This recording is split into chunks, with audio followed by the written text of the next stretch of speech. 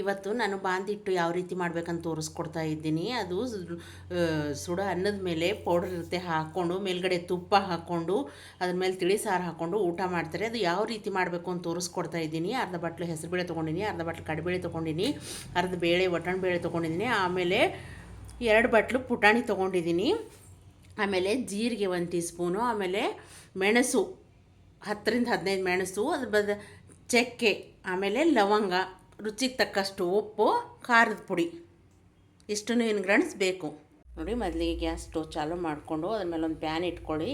PAN ಒಂದು ಸ್ವಲ್ಪ ಕಾದ್ಮೇಲೆ ಕಡಲೆಬೇಳೆ ಹಾಕಿ ಚೆನ್ನಾಗಿ ಹುರ್ಕೋಬೇಕು. ಹೊತ್ತಿಸಕ್ಕೆ ಹೋಗಬೇಡಿ, ಲೋ ಟು ಮೀಡಿಯಮ್ ಫ್ಲೇಮ್ನಲ್ಲಿಟ್ಟು ಚೆನ್ನಾಗಿ ಹುರ್ಕೋಬೇಕು. ಇದಕ್ಕೆ ಮೊದಲಿಗೆ ನೋಡಿ, ಲೋ ಟು ಮೀಡಿಯಮ್ ಫ್ಲೇಮ್ನಲ್ಲಿ ಇಟ್ಕೊಂಡು ಗಮ್ಮಂತ ವಾಸನೆ ಬರೋವರೆಗೆ ಒಂದು ಸ್ವಲ್ಪ ಗೋಲ್ಡನ್ ಬ್ರೌನ್ ಬರೋವರೆಗೂ ಹುರ್ಕೊಂಡಿನಿ. ಜಾಸ್ತಿ ಫ್ಲೇಮ್ ಇಟ್ಟರೆ ಹೊತ್ತು ಬಿಡುತ್ತೆ. ಎಲ್ಲನೂ ಬೇಳೆಗಳು ಸಪ್ರೇಟಾಗಿ ಹುರ್ಕೊಳ್ಬೇಕು. ಈ ರೀತಿ ಹುರ್ಕೋಬೇಕು. ಈಗ ಇದು ಹುರ್ಕೊಂಡಿದೆ, ತೆಗೆದುಬಿಟ್ಟು ಮತ್ತು ಬೇರೆ ಬೇಳೆ ಹಾಕಬೇಕು.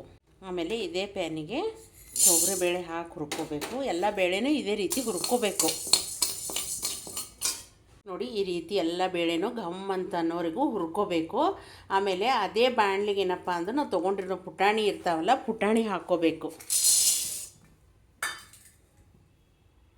ಆಮೇಲೆ ಪುಟಾಣಿ ಜೊತೆಯಲ್ಲಿ ನಾವು ತೊಗೊಂಡಿರುವ ಮಸಾಲೆ ಏನಿರ್ತಾವಲ್ಲ ಅವೆಲ್ಲನೂ ಇದರಲ್ಲೇ ಹಾಕ್ಕೋಬೇಕು.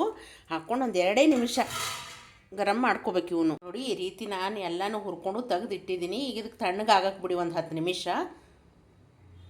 ನೋಡಿ. 10 ನಿಮಿಷ ಆಯಿತು. ಇದೆಲ್ಲ ಚೆನ್ನಾಗಿ ತಣ್ಣಗಾಗ್ಬಿಟ್ಟಿದೆ. ಈಗ ಇದನ್ನೇನು ಮಾಡಬೇಕು ಅಂದ್ರೆ ಒಂದು ಜಾರಿಗೆ ಹಾಕ್ಕೋಬೇಕು. ಇದನ್ನು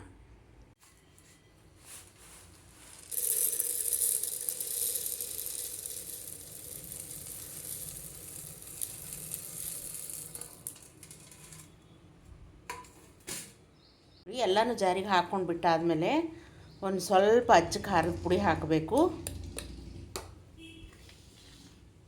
ಆಮೇಲೆ ಸ್ವಲ್ಪ ಉಪ್ಪು, ರುಚಿ ತಕ್ಕಷ್ಟು ಸ್ವಲ್ಪ, ಜಾಸ್ತಿ ಹಾಕ್ಕೊಳಕ್ಕೆ ಹೋಗಬೇಡಿ, ಉಪ್ಪಾಗ್ಬಿಡುತ್ತೆ. ಹಾಕ್ಕೊಂಡಾದಮೇಲೆ ಇದನ್ನು ಚೆನ್ನಾಗಿ ಪೌಡ್ರ್ ಮಾಡ್ಕೋಬೇಕು.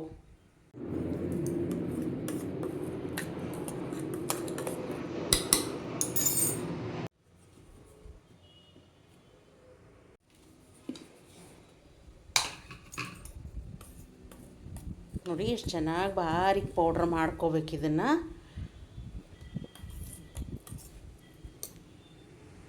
ನೋಡಿದ್ರಲ್ಲ ಬಾಂದಿಟ್ಟು ಯಾವ ರೀತಿ ಮಾಡಬೇಕಂತ. ಇದು 15-20 ದಿನದವರೆಗೂ ಇಟ್ಕೋಬೇಕು. ಇದನ್ನು ಮಾಡಿಕೊಂಡು ಒಂದು ಸಾರಿ ಅನ್ನದ ಮೇಲೆ ಹಾಕ್ಕೊಂಡು ತಿಂದು ನೋಡಿ, ರುಚಿಕರವಾಗಿರ್ತದೆ.